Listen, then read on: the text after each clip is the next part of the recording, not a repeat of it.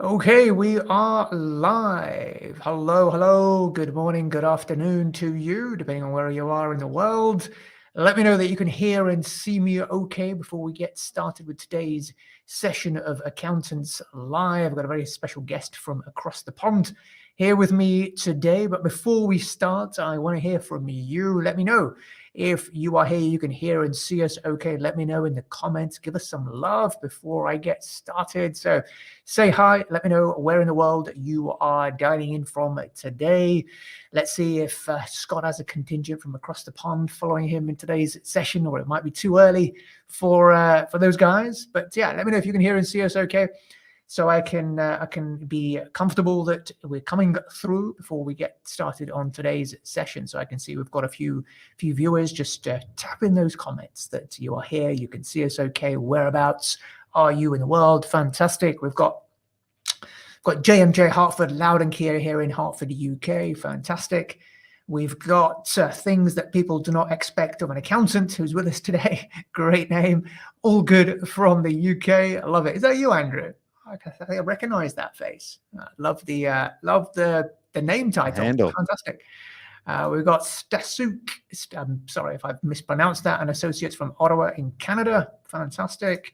We've got Nick with us from Georgia in the US. It's one of your homies, is it, Scott? I don't know Nick, but I know him now. Yeah. We got Andrea. It is Andrea. Fantastic. I was right. Brilliant. Suzanne here. Hey, Suzanne. Good to see you here as well from Lancashire in England. Brilliant. Good stuff. So yeah, keep your comments coming. If you just joined, we'll get cracking in a few seconds. But let me know that you're here. You can hear us loud and clear. Give us some love in the comments, as always, with these sessions. Make the most of it. Make the most of the live sessions by putting your questions in the comments as we go through today's session, so you get maximum value from it. You get a maximum takeaway for you and your practice. So without further ado, let's get started. Hey, Scott, how are you doing? Now it just got clippy on me. The audio was fine right until you said hey, and then it cut off. No worries, no worries. Cool. I have, so just to start with, I have a special guest from across the pond. His name is Scott Scarano. Scott, in my view, is the rapping accountant. That's how I know him. But Scott has an amazing journey. My new brand name on there too, OKR. That's one of my new I love it, love it. We'll unpack that in due course. But yeah, I first came across Scott probably maybe about a year ago. We first met. I know Scott has got a podcast, and similar to what I do, he's been sharing his learnings of kind of getting his firm to run virtually without him, and his journey of getting his firm to where he is through his podcast, Accounting High, serving the profession, helping other accountants as well. So all good work across the pond. I went on Scott's podcast last year, and I thought, well, let's get this guy onto mine, because he's got a lot of stuff to share for accountants. And if you've come across Scott, you'll have come across his raps, and yeah, doing some fantastic stuff. So hey, Scott, how are you this morning? I'm great. It's kind of funny that you're talking about my raps, because I call you the RZA. You're the RZA. Yeah, that's the birth of rap for me. I mean, the original, the Wu-Tang, originator of the Wu-Tang. Yeah. When you first called me that, I remember telling you that I hadn't been called that since primary school, because one of my good friends was into the Wu-Tang, and he used to call me the RZA. So I know that very well. Brilliant, love it. Okay, well, let's start off with from the beginning. So I'm going to ask Scott a few questions about his backstory, and of course fulfill on the promise of today's session, which is entitled "How I Run My Fees on My Firm on 4 hours a week and make over $500,000 in net profit." So you'll get to hear all about that, and I'll be asking Scott to unpack that and ask some questions in terms of how he got to where he got to, so you too can take some inspiration, some motivation from today's session, as always with these sessions. If you haven't already checked out previous sessions, this is now Accountants Live session number 30 odd. So there's 30 other interviews waiting for you on the podcast, Transform Your Profits. If you haven't already, go and check those out. But as we're going through today's session, if you've got any questions, just let me know and I will put them to Scott as we go on. But to begin with, let's start with Scott. How did you get into running your firm? Let's start there, shall we? So my grandfather had a CPA firm. So growing up, I saw that, and I guess that to me was kind of like the model of what I was going to do. I don't know if that's really what I had intended, but I know looking back now, that's pretty much what I thought I was going to do. That was safe for me. I could go become an accountant because I was good with numbers. My dad was a CPA. He let that go, and then he got into software, but I still thought that was the path for me. In college, I kind of lost my way a little bit here and there. Thought I wanted to be a rapper, thought I wanted to be a screenwriter, thought I wanted to make movies, and things came crashing down pretty early, quickly. I got into some trouble, went back to accounting, and that's just what I ended up doing. I mean, I worked at a couple of different CPA firms, and then that led me to the job that I took that of the firm that I eventually took over. So I worked for somebody else for about 5 years, and very, very small operation. I was his only helper, and I bought it from him after about 5 years, and that's the firm that I still run today. So that was about 13 years ago, 12, 13 years ago. Fantastic. Good stuff. So yeah, we've probably been in business around the same amount of time. I'm approaching my 15th year of running my practice. So yeah, very, very similar journey. So tell me, Scott, when presumably you've gone on a journey as well in terms of, similar to me, making all the mistakes under the sun, Journey, finding your way. So talk to me a bit about kind of, where kind of light bulb moments came from you? Where were those epiphany moments? What were the big things that led to your journey of transformation that got you to the point now where the firm practically runs without you? And then we'll unpack each of those in more detail. Yeah. Well, if I didn't say it was COVID, COVID was the thing. Like that's, if I could try and go further back, but COVID was the big motivator for me to get out of the work, because when it happened, I was in Mexico, my team was here, and they didn't know what to do. I couldn't do anything. I mean, there wasn't much I could do from where I was in Mexico. And so things started to run without me then. Part of it was intentional. I kind of knew epidemic, or I don't know what we called it when I left for Mexico. I kind of knew something was on the horizon. And so again, subconsciously, it was more like, if things do go south with this pandemic, this is a good opportunity to kind of get out of everything and see how things fall. Our firm could operate remotely, but we had an office. And I knew it could operate remotely because of all the systems in place. And so that was more of like a stress test that I saw it as. I didn't think it was going to be as big as it was. I didn't think we'd still be talking about it 3 years later. But that had to be the biggest thing. But I think the other big thing prior to that to get us in the right place was, number one, the software that we picked, and to EOS. Or I would probably put EOS higher than that. EOS is the Entrepreneur Operating System. If you've heard of Traction and those books, a lot of people talk about it. Find your visionary integrator combos, and operate the firm like a business. Before that, so I'm going even further back, it was eMyth. So the eMyth Accountant that I read, and just working on the business, not in the business. I knew what that meant, but I wasn't actually practicing it when I first saw that. And then it was Ron Baker before that, Ron Baker's value pricing. So I'm sort of toppling like the monumental moments going backwards from COVID. And now I got Ron Baker as the principal at Accounting High. So we're coming back like full circle. But it was the first time I saw Ron Baker that transformed the way that I priced things, the way that I approached pricing. Our profitability significantly changed when we started doing value pricing. And EOS created a system for us to operate the firm like an actual business, and not the traditional accounting firm where everything ends with the owner. The James Ashford talks about the Starfish and the Spider, that book, and that's more of like creating a decentralized organization and not being the head of everything, not being the center of everything in the firm. And I was early days up until we started doing EOS. Everything went through me. So I was the bottleneck for absolutely everything. I had to review every return that went out the door. I had to look at every set of books. So things really shifted when we started doing EOS, and I got a management team. And then the other big changes were just mindset shifts along the way too. Thinking about things differently and actually practicing that, and not just talking about something. So it's a lot to unpack there to just say what were the big things. But I would have to say, if I had to put up guideposts or posts along the way, it was probably Braun Baker, EOS. I know I said something else in between there, and COVID. Yeah, absolutely. Were the real Fantastic. big All right. ones. Well, let's unpack each of those in turn then, because yeah, as you rightly said, pandemic. I talk about it as a huge opportunity now in terms of a silver lining.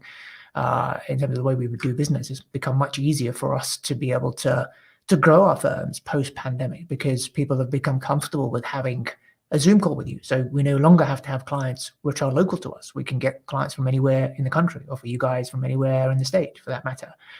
Software. That was the one big unlock that I forgot. But it was Absolutely. software Yeah, that allowed us to do that.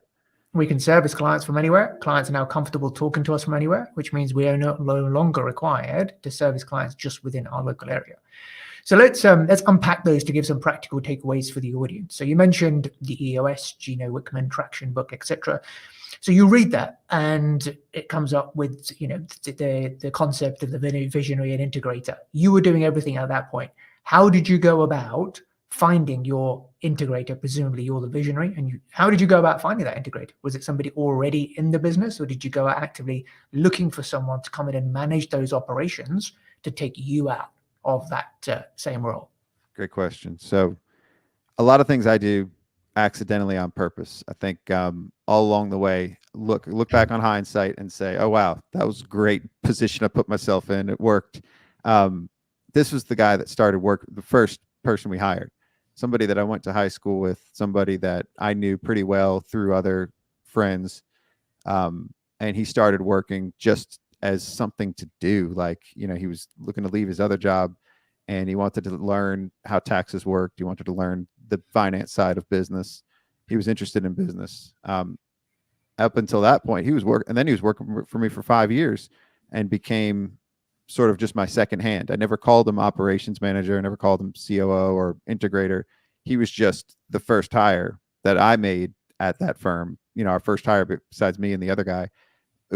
I wasn't even the owner of the firm still when I hired him. I just needed somebody else to help extend me. So to do all the things I was doing so I could multiply me. And that's not the way we teach. That's not the way we talk about how you need to hire, but that's how I did it. And that's how a lot of people still do it. We just need another body to do all the things that we're doing as the owner. So it was somebody that reached out to us that I found EOS. It wasn't that I read the book. I don't even know if I had heard of the book, but I saw it on the bottom of somebody's email. He was looking to have us do his stuff for his wife's business. And he was just reaching out. And then it said EOS implementer or coach or whatever it said. It intrigued me. I checked out the website and that sparked a lot of interest. So I started talking to him about that too. I said, we can definitely help your wife, but can you help us? This seems like something I might be interested in. And so we worked out a deal where basically it was like trading services. He wanted to do good by his wife. So he's getting her all the accounting services and everything from us. And in turn, he sees it as an opportunity for him because we're part of a franchise. And he thought maybe if I help them, I can help the entire franchise. So that is kind of what it turned into, but I'm fast forwarding a little bit. And so that is how we started doing EOS. Because if I was left to do it by myself, I would have fumbled it. There was no way I would have been able to implement it and had the patience to do that. So, and it took us, that was 6 years ago. So it definitely took us a long time to be able to be in a position where it all made sense to us. And we really understood the concepts of an accountability chart. That took us forever to put together. And even just sink in to understand what all of the things meant. I could read it, but to really understand it, we needed a person on the outside. So we were outside of our echo chamber because internally in the firm, we can talk about a lot of things, but it's usually just repeating the same thing day after day. So yeah, that's really what it took, was another person to help us get it going. It usually does, doesn't it? When you realize that actually we don't know what we don't know, and we've got to take the first step of investing in our own selves to be better business owners, so we can ultimately do the best for our clients, our team, and ourselves and our families. So I like to make these things very practical. So talk us through what does your firm look like now in terms of the structure? How many people? Who have you got, and in what seats? Because as Jim Yeah. Collins says, it's about getting the right people on the bus and the right people People in in the the right right seats. seats for So sure. what does your bus look like? Tell us. So let's just say COVID. Let's go back to that monumental moment. I had 12 people in the US at that time. And I didn't know, like, well, let's just say that's what we had. I had my integrator, who's the operations manager. I had somebody that was client success, is what we call it now. That back then it was more of like help again, like it was assistant, admin. He didn't do any taxes, didn't do any accounting. So I basically had two people that weren't doing any client work. I had an office, so we had a front office administrator, and then we had operations team. COVID happened, and we hired two more. Or no, that's when we hired two more people. So that's when we had 12. So it was like right after COVID, we had 12 people, and then a few months later, we're losing money. We weren't growing like we did before COVID. We weren't. So we got into a crisis where the firm was actually losing money. We had too much capacity, and we didn't even know it. We didn't even know where we had the capacity. We just knew we had all these people in operations. We had these clients. We didn't add enough to be making money. So we had to let two people go. This was the first big restructure I ever had in the firm, and the first time I ever had to let anybody go. And it wasn't the two people we hired. We let go of the front office person, which we didn't have an office, so we didn't really see that translating to the virtual environment.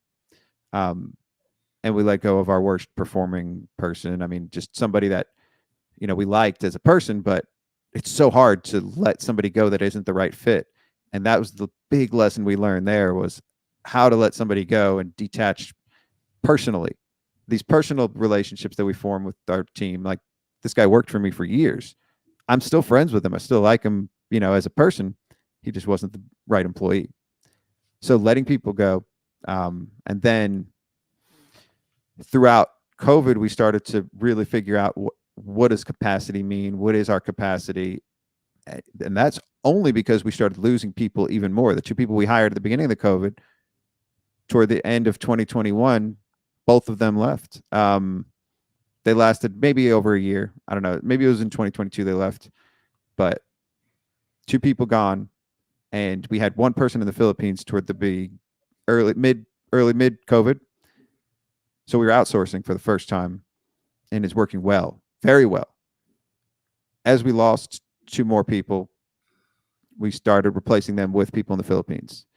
And so currently now, I'm just going to fast forward because we lost people during COVID. People left the profession for various reasons. We're having a crisis, a talent shortage. But it was easy to find people in the Philippines, and we replaced them there. So now we currently have 6 people in the US. So we went from 12 to 6, and we have 4 people in the Philippines. So really, we have a head count total of 10, which is technically what we had right before COVID. But now I have distinct roles in operations and in management team. So I've got our client success, same guy that was with me before, and my operations manager, my integrator, who's been with me now for 11 years. So 11 or 12 years now. And our operations team, which are client facing in the US, 4 CPAs, 3 CPAs, client facing, and everybody else that's doing the operational work, bookkeeping, keeping things up, reconciling accounts, all of that work is done Philippines, fully outsourced, asynchronously.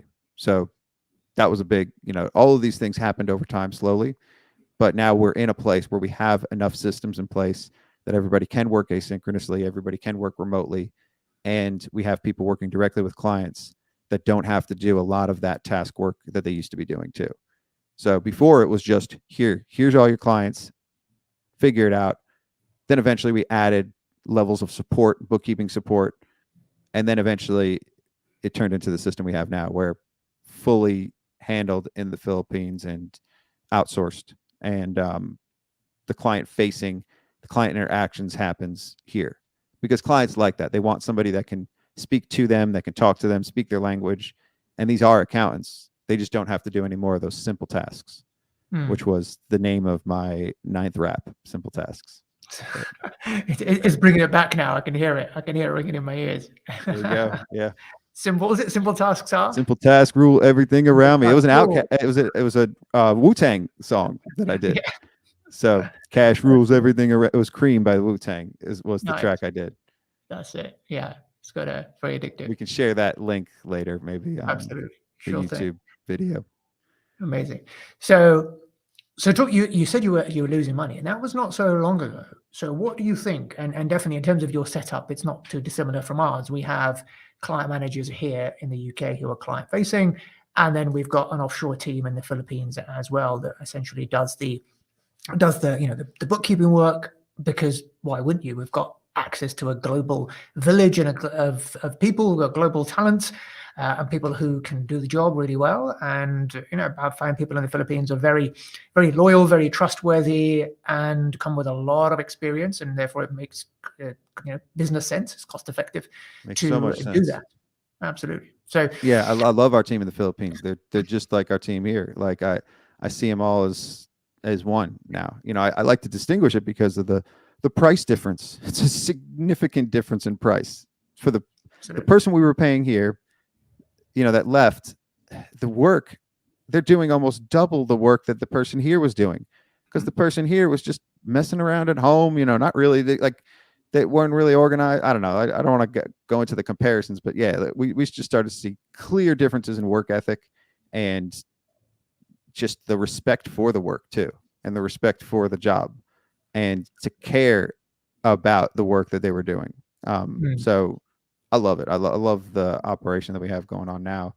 You want me to talk about us losing money? So talk about kind of when you were losing money and also your revenue levels then compared to revenue levels now. So I hit a ceiling. They call this hitting the ceiling at about 1.2 million back in 2016, where really we just kind of hovered in that 1.2 range. We would add new clients, but we would lose clients. It was just a constant churn, that I hit the ceiling because I was still doing almost everything. I was doing a lot, and we couldn't grow beyond that. We just kept approaching little past 1.2 million, and then something would happen, whatever it was. We'd lose a person, we'd lose some clients, who knows? And I still had hopes, ambitions that we would still be able to keep growing when we hired 2 more. We need extra capacity because apparently everybody's overworked. So, okay, we're going to hire 2 more CPAs to get more work done. Well, when we hired 2 more and I brought in a lot of new clients, all of a sudden everybody's overworked with the onboarding and all the work. And so that was very frustrating for me because I still didn't see it from their perspective. I just kept saying, here, we need more clients to fill this work, to fill these salaries. Here's all the clients. I just, signed on anybody we could. It wasn't really, it wasn't really as intentional as we would be now. It was just any client that was willing to pay us, come on board. We'll do your 3 years of work that you need to get done that you haven't. So it was just a lot of, we got a question coming in too. We'll get there. So there's a lot of messy things going on. And amidst all that, we can't handle the all at once. I don't have the patience anymore. And that's when I hit my breaking point. Like when we started losing money, that's when, and that's kind of around the time when I started the podcast too. So back then it wasn't Accounting High, it was Sons of CPAs, as you remember. And it was more of my outlet to just do something else and distract myself, because I was burning myself out at the firm because I didn't see any future. I didn't see the path forward to where I actually was out of most of the work at that point. I was just doing sales, and that's also why it wasn't really working, because I was so disconnected between the onboarding and the work, and I just kept taking on new clients. I just kept doing sales. That was my job. You guys are doing everything else in operations. I'm supposed to be doing sales. Terrible system that we had there. And that's also when I started to get, as we learned, this wasn't working and we were losing money. Was when I slowed down the sales, and that's when we let the 2 people go. So I think I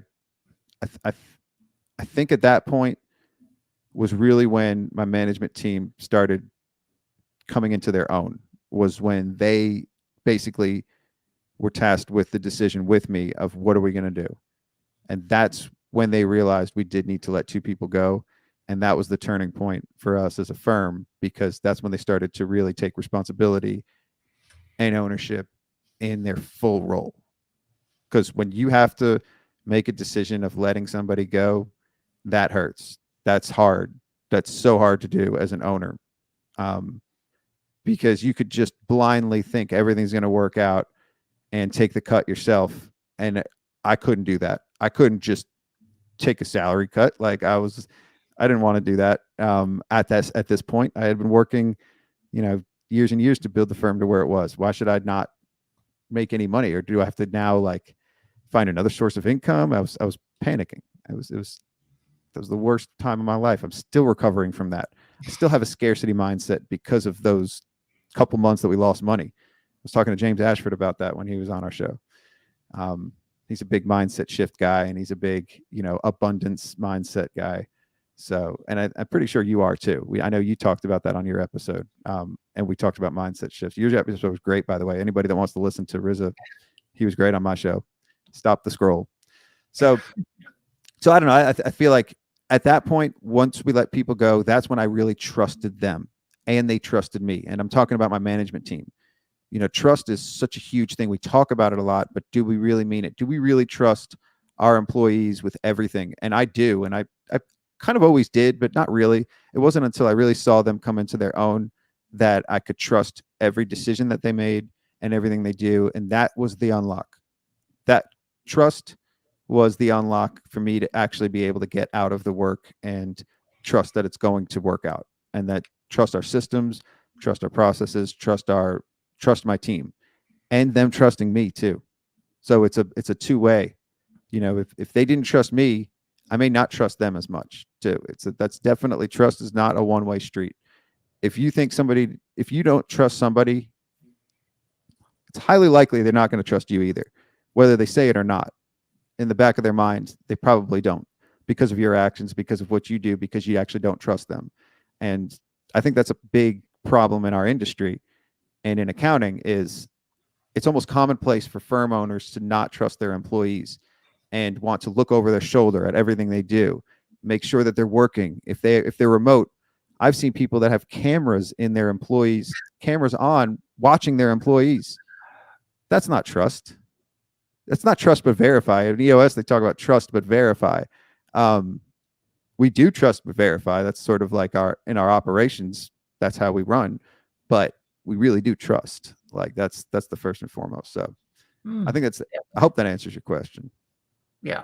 No, I would echo that. It's such a big thing. And, we operate on, a few years back, we moved to the model where we got rid of the timesheets, we got rid of the working hours, we got rid of all the rules, just like Netflix do. The book by the Netflix founder, No Rules, where you take away all rules from the workplace. So our people can work when, where, and how they want, as long as the work gets done. It doesn't matter to me how long you spend. It doesn't matter to me where you are. All that matters to me is the results that you produce. But the problem is we have so many rules in the workplace. We tie people into knots. And as they say, if you treat people like criminals, they will act like them. So my motto is give people complete autonomy, complete trust, because people don't want to be micromanaged. People want to be led. They don't want to be micromanaged and supervised. People don't need supervision. They're happy with autonomy, with accountability. So yes, there will be the odd occasion where somebody abuses trust, but you don't penalize the majority for the potential actions of a minority.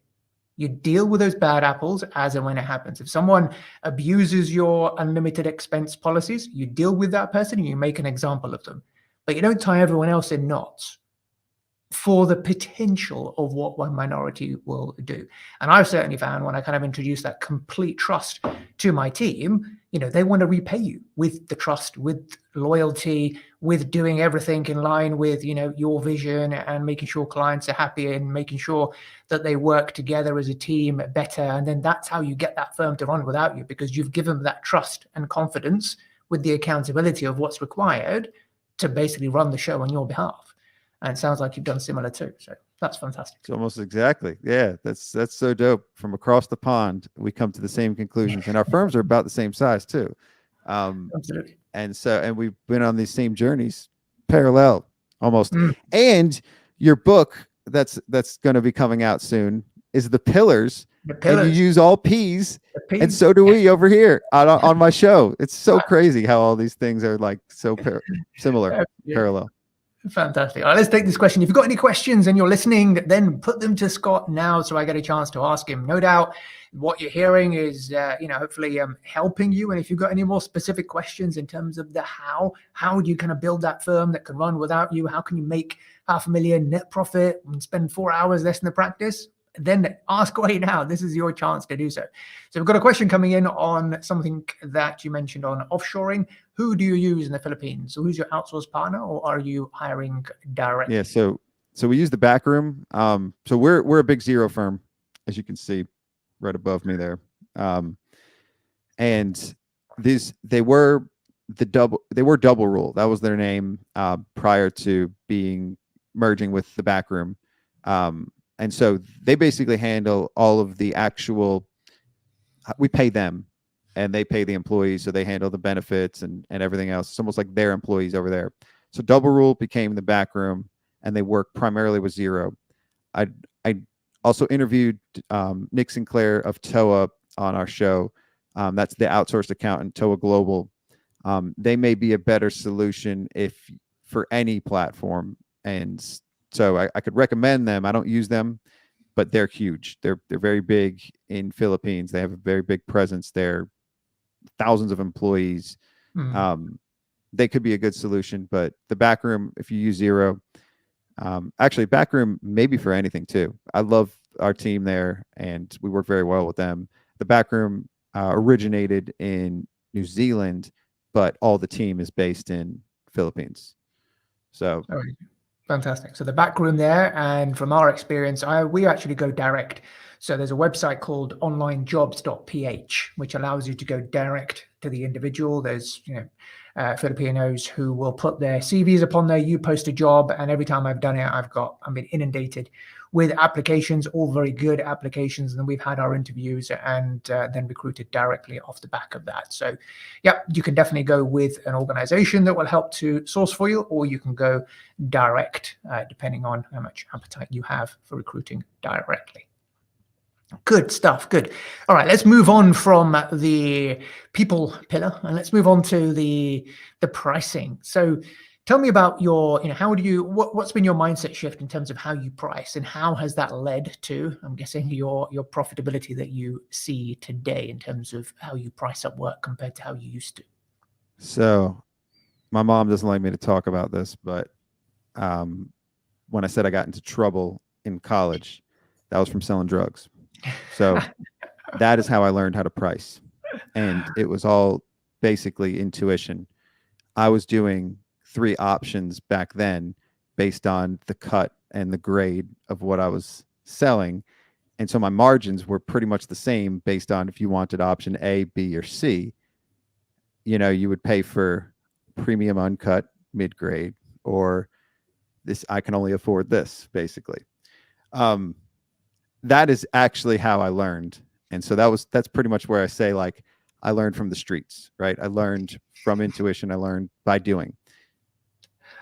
I shouldn't use that as the example. I'm not very proud of all of that, but my mom wants to make sure that I add that caveat in there, but that is the truth. And then when I see Ron Baker, so fast forward years later, and I see Ron Baker talking about selling things in 3 options and value pricing, and I have a couple of his books behind me. That was life-changing. And that was also a huge unlock for me at the firm, was you're pricing the client and you can give them 3 options. And it just felt natural to me. It just felt like I knew I've done this before. I know this, and you see it all over. Ron used to use the example of how anybody outside of accounting, you go on their website and they're giving you 3 options. And that was the way. So that was the big change and big shift when I started to realize you could price anything however you want. People will pay a price, and you'll find out if you price things too high. But that's basically that was the big shift we did. I was still pretty much doing everything at that point. But once we got our pricing right and we started to realize what people will pay, what's that top. So I always overpriced everything and we would lose a lot of deals and people wouldn't come work with us because it was priced way too high, but that was okay. That was almost encouraging. And I started to really find out what people will pay, because in reality, all we're really doing at my firm is cash basis books for the tax return. So we're not doing accrual. We're not doing anything fancy to get these higher deal engagements. We're really just basically doing your bookkeeping all year round so we can do the tax return. And it's all for the tax return. Maybe we're going to do some tax planning and plan ahead for your return, but that's what we're doing. It's very, very compliance driven. But we're charging the right price for that. So our margins were always pretty good up until we hired those two people. But we talked about that. So yeah, our prices were dialed in, and we were able to do more with less, fewer clients, and go deeper with them. But really, again, we weren't transforming lives. We weren't doing what I would love to do in the future with our firm. We were just doing the books, just doing the work, but we were taking that completely out of the thoughts and minds of our clients. So what I was selling was the peace of mind of what we're going to deliver. So from beginning to end, your books, your taxes, everything in between, that's what we're going to handle for you. And people would pay a good price for that. So they still do. I'm not involved in the pricing or any of that anymore. It's all pretty much in place. I would love to go in there and tweak it, but that's part of our systems now. Is I don't go in there and tweak everything, because I mess things up, I break things, I want to change everything. So we didn't really talk about how things are going today, but that was the big unlock in pricing was definitely Ron Baker's methods and synthesizing what I kind of already knew in the back of my mind and going about my day. Absolutely. Yeah, no, Ron's a wise man. And it's all about, we as accountants, we are so fixated on billable hours and chargeable time and clocking timesheets and working out our costs. But the thing is, pricing doesn't come from costs. I mean, this is one big epiphany moment I had years ago. Your price doesn't come from your costs. You don't think about the cost of any supplier when you're buying anything, whether you're buying a cup of coffee or a mobile phone or a car or an item of clothing. You don't think about the cost of the supplier. You only think about value to you. So the only calculation going on in your prospect, your client's mind when they buy from you is the price I'm paying less than the value I'm getting? So our job is to better project that value, to increase the perception of value from buying from us by talking about the alternative cost of the solution, like hiring your own finance team, or the peace of mind that we give, or the tax savings that we're going to generate, to communicate the higher perceived value in the client's mind. And then our price, seems reasonable against those anchors of value. Fantastic. Okay, well, this we could go on for ages, but unfortunately we're out of time. So I'll ask you one last question, Scott. What's the plan for you going ahead now? Where do you see yourself for the next 5 years? What are you doing? What does your life look like? Oh, I'm rapping. I know that. We didn't get to talk much about that. We also didn't talk about my bracket challenge that we're doing at Accounting High. We did. So okay, feel free to use this for anybody time paying attention right now. Yeah. You could win a trip to Hawaii. It's actually a flight from LA to Hawaii if you're out of the country. But you go to abc.accountinghigh.com and vote on these matchups. So we're already into the tournament. This is modeled off of the NCAA tournament in the US, the college basketball tournament. And right now we're currently on the round of 16 teams. So 8 matchups. We started with 64 teams, and these are apps in the accounting space, these education platforms in the accounting space. A lot of things you'll recognize, a lot of the teams that got knocked out. You'll also recognize some teams are maybe US specific, but that's because majority of our audience is US. So we're on the Sweet 16 of the tournament. It's great. Ignition's in there. I know you know Ignition. And yeah, so check that out, abc.accountinghigh.com. I will be doing that in 5 years. Like right now, everything I'm doing, I hope to keep doing in 5 years. Like I don't have any big goals, or big, like, I have big dreams, but that's more of like North Stars, like direction that I'm going in. I want to work on my first rap album outside of accounting, but I also have this persona OKR. So OKR if you've talked about this on your show, objectives and key results, I could just leave it at that. That's my rap name, but really it stands for OK Rapper. So that's my business I'm glad we got that moniker. one Yeah, covered that's up. my business identity. I also have the other rap name, Lil Toddler. So that's going to be more of the family friendly side. I don't even know if it's going to be family friendly because it's very explicit, the stuff I talk about, but I'm also going to have my kids involved too because it's Lil Toddler. So I got 3 kids. One of them's 4, one's 9, and one's 15. And Nice. we're going to have like a YouTube channel, and I'm going to do like, they're going to rap Dr. Seuss books and stuff. And I'm going to work on my own other raps with Lil Toddler on the side. So Amazing. that's that side of it. I still want to keep doing this show. The show that I'm doing, Counting High, is pretty much a podcast now, but now we have a YouTube channel. So if you check out our YouTube channel, that's where you'll see my newest music video and my newest rap, the Tax Accountant's Anthem.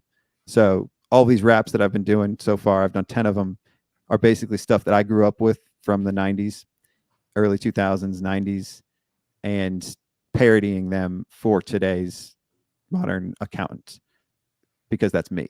So I'm making it relatable to me, and in turn relatable to all the other accountants that I'm talking to on the show too, and just on the platform. So I'm still in the content phase of what I'm doing. You're years ahead of me on this, but it's going to look and feel very similar to what you've eventually turned it into. We're working on a book already too. Our book is going to be called How to Rap at Accounting High, and it's how to run an accounting practice. So RAAP. Nice. How to rap. Nice. And I'll weave my raps into the book too, but that's going to be the title at least. And Ron Baker's writing the forward. He's going to be writing the forward from map to rap. So again, full circle to where I started at the firm and I learned how to price, and now Ron Baker's writing the forward to my book. Amazing. Yeah, Can't wait. we're years away from being able to do that. But the first year of the book is going to be freshman edition, and then we'll have sophomore edition, because this whole accounting high is high school. So Amazing. That's going to be the journey. It's going to be like a textbook for the high school and how to run an accounting practice, how to rap. Fantastic. Love it. Can't wait to see how that journey unfolds. Well, thank you once again, Scott, for coming on. If anyone wants to connect with Scott, then hit him up on LinkedIn. And Scott, happy for you to pop the link to that rap, which was pretty impressive, into the comments of today's live. So if you're catching up on the replay, you can go to it. If you've attended today, then thanks so much for coming along, and you can connect with Scott. Any other questions you have that might come your way if you listen to the replay, or that might come to mind afterwards, pop them in the comments and tag Scott in, and hopefully he'll be around to answer them as and when. But otherwise, thank you once again, Scott. It's been a pleasure. Thank you for attending. Hope you got value from it. If you haven't already checked out the other episodes, you can do so either on my YouTube channel or on the Transform Your Profit podcast. Otherwise, take care. Bye for now, and I'll see you in the next How do you episode. send this into the comments? I have it in the private chat. Yeah, just stick it into the comments. I'm not logged in. LinkedIn, that's it. On LinkedIn, I'm not logged in. Can you see it in the private chat? Let me have a look. Oh yeah, I can see it on the private chat. But I'm not logged in, so I think I can't make a comment. No worries, no worries. I will pop it into the comment right now. There you go, everyone. There you go. Simple Pass. Check it out. Okay. Scott, hang around. I'm just going to play the outro. Take care, everyone.